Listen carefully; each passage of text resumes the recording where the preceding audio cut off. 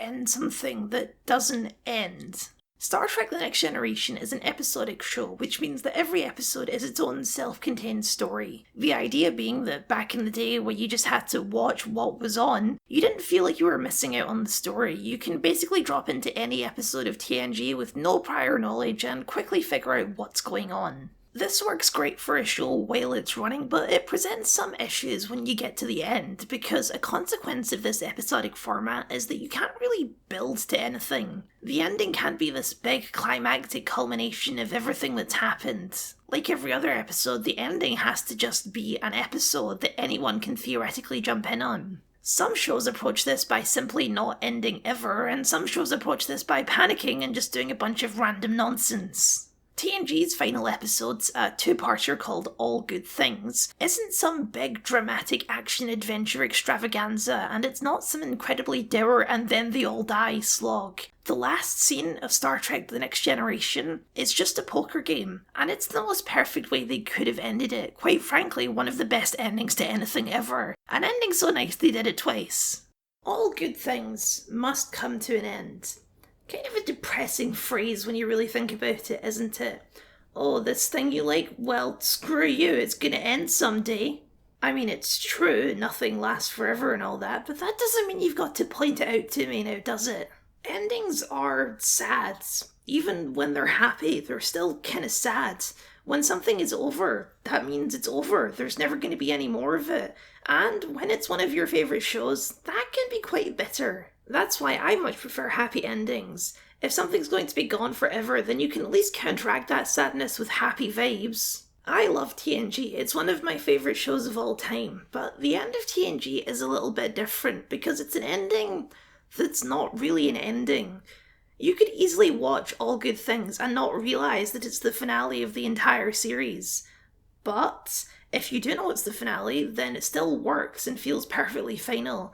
It's a very versatile episode of television. But how do we get there? How do we get to a card game being the perfect ending to one of the most famous sci-fi shows in history?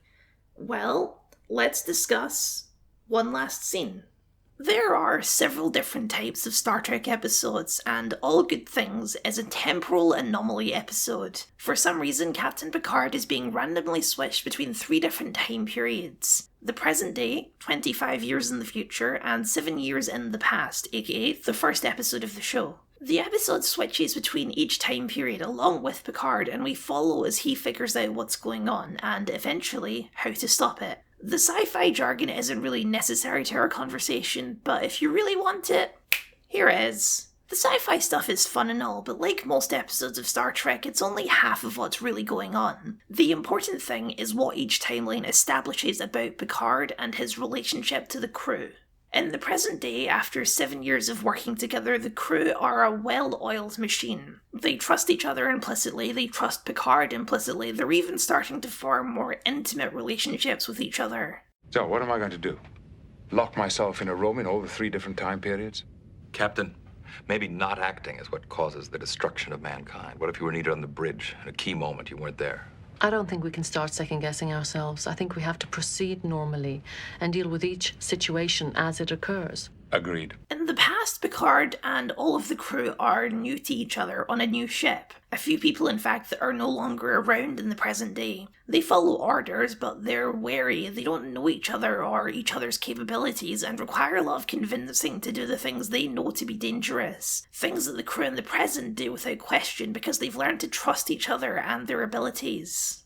Captain, I just wanted to voice my concerns about the way the crew is responding to your unexpected orders. They don't trust me. They think that I'm behaving erratically. Some do. Others are confused. It takes some time for a new crew to get to know their captain and for him to know them. In the future, Picard is old, retired, and ill. He has a brain condition called Aromatic Syndrome, which is deteriorating his synaptic pathways. The crew has drifted apart, gone their separate ways, gotten married and divorced, formed lifelong grudges in some cases. Like in the past, they require much more convincing to do things in the present because they no longer trust each other the way that they used to, and especially don't trust Picard as they all question if he might just be going senile. How long since his last neurological scan? I'm not sure. But I wouldn't try suggesting it. He says he's not taking any more damn tests. Do you really think he's moving through time?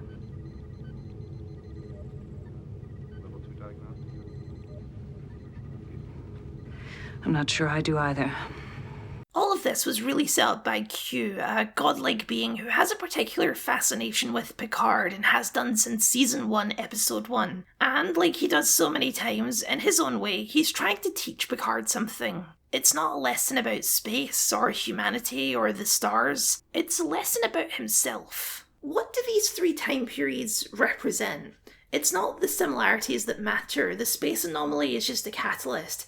It's the differences that matter. Because things change over time. The present day is clearly the best of the 3. Everyone's happier, everything is more efficient, everything is working as intended. But all good things must come to an end. People move on, people die, and Picard can't stay in that golden age forever because things change. So, what's he going to do about it? Well, what did he do before? He grew, he expanded to new avenues. Things didn't start out in that golden age. People had to get to know each other and learn to trust each other over years for it to get to that golden age. And that process of evolution, of growth and change, that is the lesson. This is as true of the show itself as it is of Picard. TNG's launch was pretty rough. Season 1 especially is kind of a hot mess. Most people agree that the show doesn't really hit its stride until Season 3, but it did hit that stride eventually, as did Picard. Well, it's true that TNG is episodic. That doesn't mean the characters don't grow and change over that period. They simply must. And watching episodic television can be an interesting lens through which to see that change in a character. Season 1 Picard is distant, strictly professional, and a bit of a loner, never socialising with the rest of the crew. Over the course of 7 seasons, that begins to fade, a little bit, as he gets to know the crew. That's true of all the characters really, especially Data. They've grown close, grown to like and respect each other as more than just fellow crewmates. It's lovely, but all good things must come to an end. Things won't be like this forever. People will get promoted, get different ships and assignments. Their lives will become less worthy of a TV show, or as Q puts it, It's time to put an end to your trek through the stars. Make room for other more worthy species.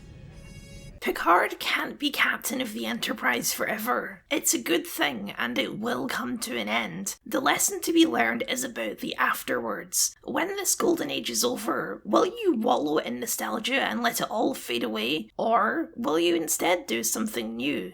I prefer to look on the future as something which is not written in stone. A lot of things can happen in 25 years.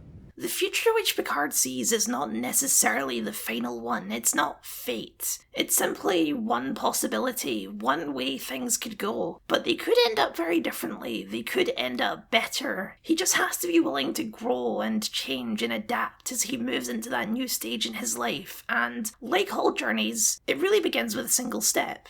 Starting in Season 2, Commander Riker hosts poker games with the other officers on the ship. Everyone except Picard, he never participates. It's just not really his thing. He's far too professional to get that social with his fellow officers. But the fact is that they won't always be his officers. They won't always be together on this ship. And if he wants to keep these people as a part of his life, he needs to take that step. That is the exploration that awaits you. Not mapping stars and studying nebula, but charting the unknown possibilities of existence. So, at the very end of the show, for the first time in the series, Captain Picard joins the poker game. He takes that step and opens himself up to a new phase of his life, where these people that he cares for aren't just his crewmates, but his friends.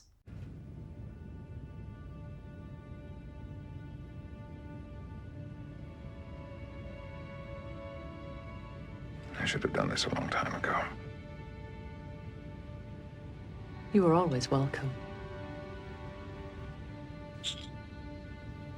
So, 5-card stud, nothing wild.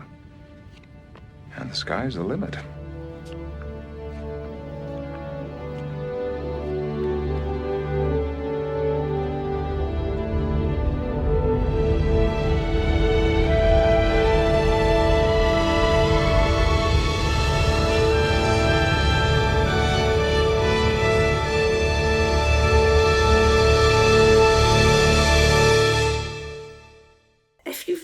watched Next Gen and are only familiar with it through memes and such, then you might be surprised that it ends in such a low-key way.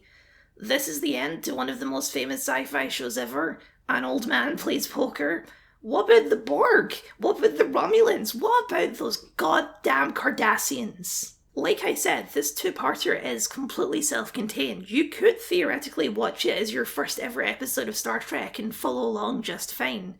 It's not a climactic conclusion. It's just a simple goodbye. All good things may well come to an end, but that doesn't mean that there will never be good things again, and you shouldn't feel sad because the good things are going to end. You should enjoy them while you have them, and prepare to figure out what the next good things will be. And even if there's hard times, even if things don't go exactly the way you want them to, you can't just live in that nostalgic golden age. You have to move on and evolve and keep taking those steps into unexplored existences. Because when it comes to your own growth and your own experience of life, the sky's the limit. Q, what is it that you're trying to tell me?